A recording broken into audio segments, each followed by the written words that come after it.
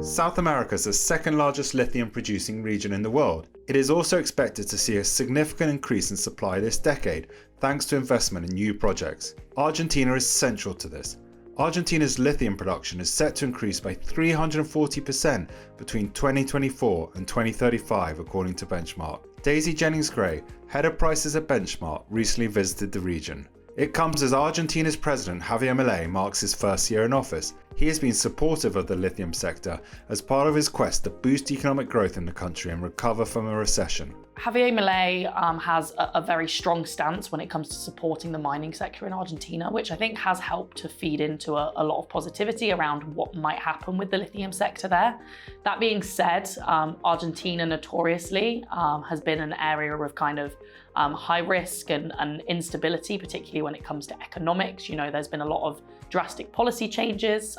There's concern around, you know, an unfavorable foreign exchange rate and just general kind of economic turmoil. Some of the things that Milei is trying to do is looking like it will support greater investment into these mining projects. Things like improving the royalty rates in kind of lithium producing regions and those provinces in the north, where Argentina already has a very preferential royalty rate compared to, say, Chile, for example. But certainly, you know, it sounds like Milei thinks that there's room to increase those and bring kind of more prosperity around the mining industry within Argentina. And actually, you know, the supply pipeline in Argentina is very strong. We're seeing its market share make up around 6% of global supply this year, and we're thinking that will grow to around 12% by the end of the decade. In August, Milei launched an incentive regime for large investments, known as the RIGI. So the RIGI tax framework, or the RIGI tax framework, is aiming to essentially incentivize investment in mining projects in Argentina. We've already seen strong uptake, so we've had over 17 either new projects or project expansions sign up to the tax framework, which essentially give boosted incentives to develop these projects. So it's had a strong kind of interest and a strong uptake, but I think, you know, when we were in Argentina and when we were kind of speaking to people on the ground, there's still a lot of concerns around how these projects will actually get up and running. I think actually one of the key ones was around the idea of Argentinian workforces, for example.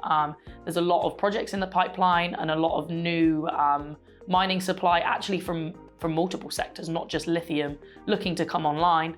But there's a lot of concern around, you know, where will the workforce come from this? Is that going to have to be an imported foreign workforce?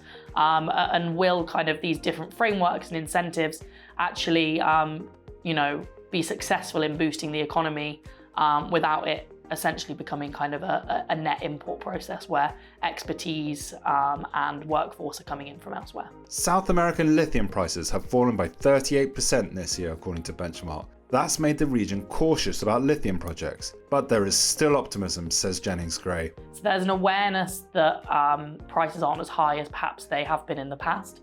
But I think as well, there's a knowledge in Argentina that most existing projects, at the very least, are still, you know, comfortably on that far left-hand side of the cost curve and still operating at a profit in the current price environment. So while there's that cautiousness, there's kind of a sense of comfort around that. And I think there's also still a lot of optimism around the next decade and what's due to happen in terms of demand growth, particularly from buyers developing in the West, so in Europe and in North America, that want to source supply from outside of China.